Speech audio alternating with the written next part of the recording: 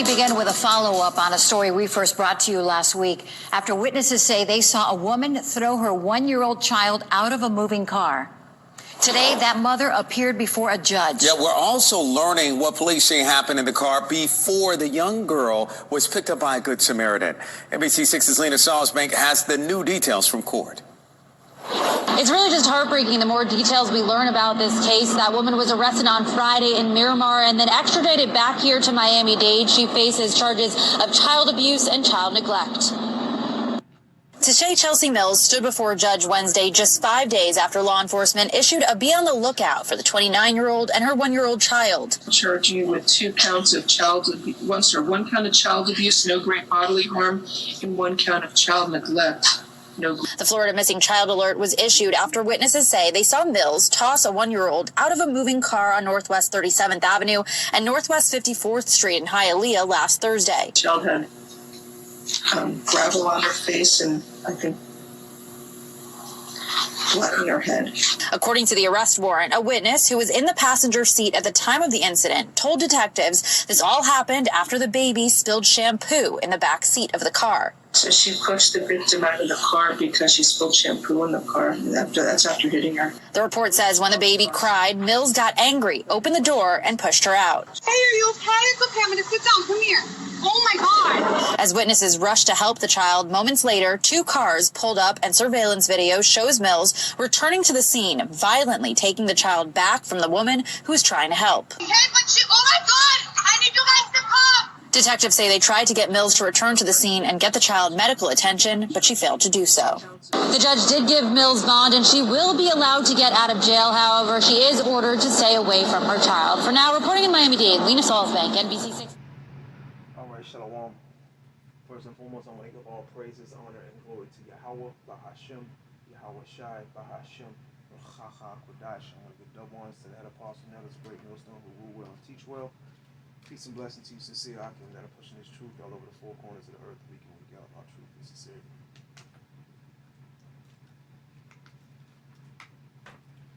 So none other than the black woman, mom accused of pushing child out of the car over spilling shampoo. So apparently this woman, which I don't even know how you can be driving a car and reach and open the door of a back seat and push someone out of the car, but nevertheless, you know, the nigger woman figured out a way. So she pushed her child out because the child spilled shampoo in the back seat of the car, which is, you know, children do these type of things. You know, children are going to make spills happen. They're going to make mistakes. They're going to do things that you tell them not to do. And that's all part of disciplining and teaching, which the so-called black woman lacks those skills.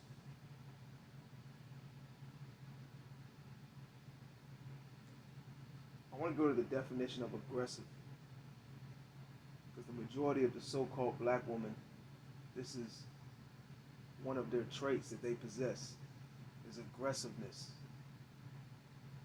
It says, ready or likely to attack. You best believe that the so-called black woman is ready and likely to attack, no matter what is before her, no matter if it's a man, woman, and in this case, a child. It says ready or likely to attack or confront, characterized by or resulting from aggression. The so-called black woman, out of all the women on the earth, she has the most aggression. A couple of the similar words are hostile, violent, macho. Yeah, a lot of our women, or I should say the majority of our women, especially the so-called black woman, have been emasculated. And that's why they have these aggressive traits. It says, says argumentative, intrusive, and the traits that normally a man would possess. These women possess these traits. Like the scriptures say, the Lord hath created a new thing in the earth, a woman shall compass a man. And that has happened. And these wicked elites have turned everything upside down. Not only has he set these women up over the men, but also these women have obtained over years and years the traits and qualities of a man concerning aggression and assertiveness and boldness. Okay? The scriptures speak about these women being bold. It says, scriptures say, she that is bold dishonoreth both her father and her husband. Okay? But the so-called black woman, she takes pride in being bold. She takes pride in being aggressive, independent. And when these women say that they're independent, they say they're independent from men. Okay? And I guarantee you this woman you see on the screen, she's got multiple baby daddies. All right? And she's raising this child, and she probably got other children as well.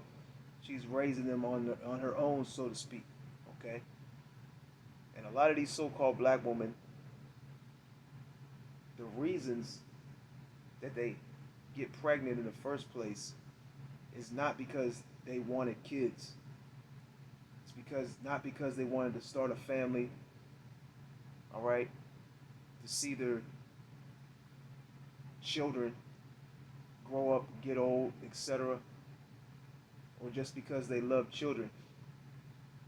A lot of times they get pregnant because of the incentives, benefits that they get from the government. All right?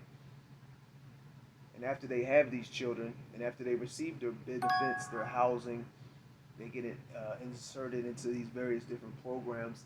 They look at the kids like, I wish I didn't have to deal with your ass. That's how they're looking at their children. And their children remind them of each and every one of their baby daddies, which they have disdain and hatred for.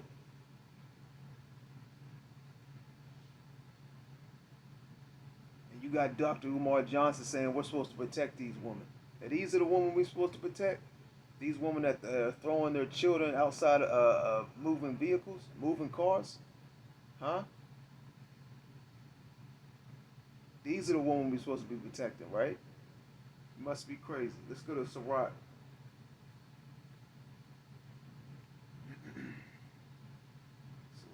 Matter of fact, before we hit Sirach, let's go to Job, the 39th chapter. Let's go down to the 13th verse. It says, gavest thou the goodly wings unto the peacocks, or wings and feathers unto the ostrich, which leaveth their eggs in the earth, and warmeth them in the dust, and forgetteth that the foot may crush them, or that the wild beast may break them. She is hardened against her young ones, as though they were not hers, which you just witnessed in that video clip. That was a hardened action toward her offspring, toward her child. It says she is hardened against her young ones as though they were not hers. The person that witnessed this, the last thing that this person most likely thought, that the mother did this. All types of things were probably going through this person's head as she picked up a child off the ground after she seen getting tossed out of a moving vehicle. She probably thought, this child had been abducted. There was a crime that happened. Anything besides that the mother of this child did this, right? It says, and she is hardened against her young ones as though they were not hers. For her labor is in vain without fear. Okay? Let's go to the book of Sirach. Let's go down to the 25th chapter and the 16th verse. It says, I had rather dwell with a lion and a dragon than to keep house with a wicked woman. All right. Hey, if this woman is this aggressive, rational, all right, and the various different, definition and similar words that I went into concerning aggressive and aggression, imagine, you know, how she is towards these men that she deals with in her life, these multiple men that she deals with, in her life, so to speak. Okay? It says, I'd rather dwell with a lion and a dragon than to keep house with a wicked woman. The wickedness of a woman changeth her face and darkeneth her countenance like sackcloth. And these women got heavy demons on them. All right? One minute they're one way, another minute they're off the wall. All right? What they call it, bipolar disorder. Which I feel like that's just a comfortable way of saying, you're dealing with heavy demons in one way or another. It says,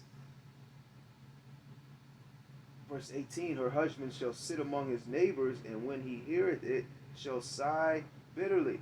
Hey, the father of this child probably sat back and saw this news report, and he's sighing bitterly right now. And even the other men that she's dealt with, the other baby daddies, okay? They're sitting back like, damn, there goes so-and-so, such and such. Such and such did what? Yeah, she threw a child out the back of the car of a moving vehicle, And it's beyond me how someone can be driving a car and reach back while the car is moving, open the door and push someone out of it without wrecking the car. But hey, the so-called black woman, the nigger woman, she's got special abilities. It says, verse 19, all wickedness is but little to the wickedness of a woman. It says all wickedness, not some. It says all wickedness is but little to the wickedness of a woman. Let the portion of a sinner fall upon her. As the climbing up a sandy way is to the feet of an aged woman. Let me read that again. It says, as the climbing up a sandy way is to the feet of the aged, so is a wife full of words to a quiet man. Like the scripture says, she is loud and stubborn, and her feet abideth not in her own house, roughly paraphrasing, man. And that is the so-called black woman to a T. All right? She's very, very, very loud, and she takes pride in her loudness. She takes pride in her stubbornness. She takes pride in her aggression. She takes pride in her boldness. All right? You can't tell these women nothing for the most part, man. They think their shit don't stink, that they're well off, that they're good because of the various different things in the society that are geared to them. But little do they know, all that's coming to an end. Like the scripture says, it says many days and years. All right? Let's get that scripture real quick. See, these women don't know what's about to happen on planet Earth. Let's go to Isaiah the 32nd chapter. They think that their benefit programs, their housing, the platforms that Esau has given them to make money off of and receive attention, that's going to continue. All that's coming to an end. All right? And these times that we're coming in, if you ain't got a man, and moreover a man of the Lord, you're going to be asked out. This is Isaiah 32:9. It says, rise up, you women that are at ease, hear my voice, ye careless daughters, give ear unto my speech. Many days and years shall ye be troubled, ye careless woman. For the vintage shall fail, the gathering shall not come. So it says many days and years. All hell's about to break loose. And the majority of these Israelite women, okay, are playing with Yahweh Bashem Yahweh Shai. They think everything's a joke. They think everything's a game. They think everything's cute. Okay? Verse 11, tremble ye women that are at ease. Be troubled, ye careless ones. Strip you and make you bare and gird up sackcloth upon your loins. So all your little incentives, all your programs, your housing, your benefits, all that's coming to an end. And furthermore, it's going to get real, real gritty out here very, very soon. And these people, these women are going to come to the realization that all that wine that Esau Edom has been feeding them, it was all bullshit. Being independent, you can do bad all by yourself. You don't need no man. You are a strong black woman, right? Strong and black. You can do this by yourself, okay? You don't need no man. They're gonna come to the realization that all that was bullshit, man. When there ain't no food out here, when there ain't no electricity, when all hell's breaking loose in these streets, when there's great death happening around every corner, when it's no longer the luxury of picking up the phone and calling for help, dialing 911. It says, verse 12, they shall lament for the teats, for the pleasant fields, for the fruitful vine. I want to give all glory, honor, and praises to Yahweh, Bahashem, Yahweh Shai, Bahashem, Rachaha, Kodash. Double honors to the head apostle, now is a great millstone, who will well and teach well. Peace and blessing to you, sincere Akim, that are pushing this truth all over the four corners of the earth, week in and week out, in all truth and sincerity. To the next time, Shalom.